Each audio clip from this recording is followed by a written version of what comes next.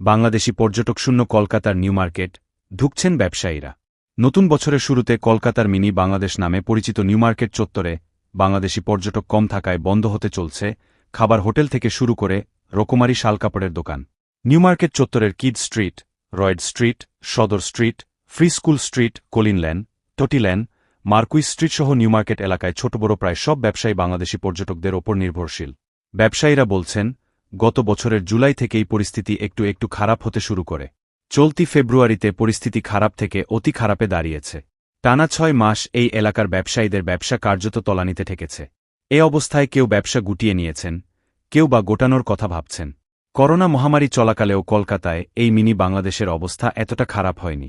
New market এলাকার গুরুত্বপূর্ণ জায়গায় টেবিল পেতে যারা মোবাইলের সিম বিক্রি করত, বাংলাদেশি পর্যটকের অভাবে তাদেরও মাথায় হাত।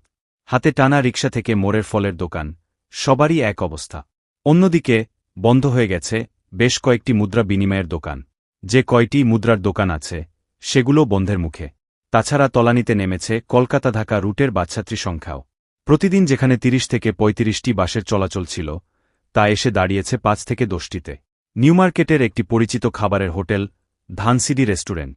মাস কয়েক আগেও দিনে গড়ে ৩০০র মতো বাংলাদেশি পর্যটক আসতেন এখানে। দম ফেলার ফুর্সত পেতেন না হোটেলের কর্মীরা।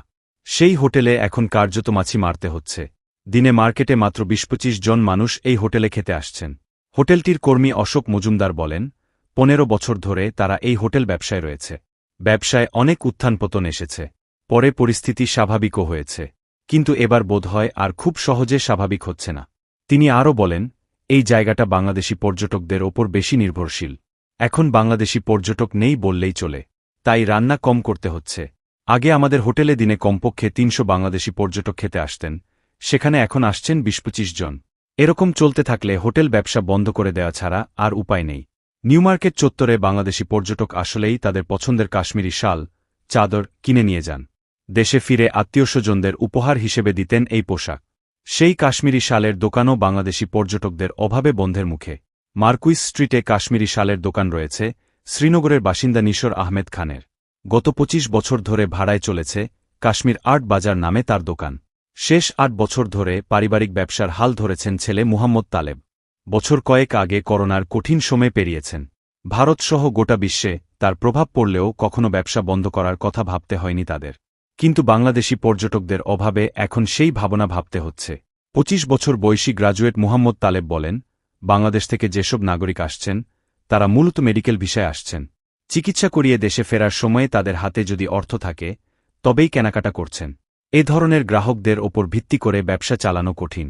তিনি জানান, গত বছরের ৫ আগস্ট বাংলাদেশের রাজনৈতিক পট পরিবর্তনের পর দুই দেশের মধ্যে যে শীতলতা এসেছে, তাতে গত আড়াই দশক ধরে চালানো ব্যবসা বন্ধ করে কাশ্মীরে ফিরে যাওয়ার সিদ্ধান্ত নেওয়ার মতো পরিস্থিতি তৈরি হয়েছে। এরই মধ্যে নিউ মার্কেটে তাদের একটি দোকান বন্ধ করে দিতে হয়েছে। বর্তমানে এই দোকানের জন্য মাসে ৯০,০০০ রুপি ভাড়া গুনতে হয় তালেবকে। কিন্তু সম্প্রতি এমন অনেক দিন গেছে যেদিন ক্রেতার অভাবে কেনাবেচাই করতে পারেননি। ফলে এভাবে চলতে থাকলে দোকান বন্ধ করে উপত্যকায় গিয়ে শালের দোকানে কাজ করা ছাড়া কোনো পথ খোলা থাকবে না বলে জানান তালেব।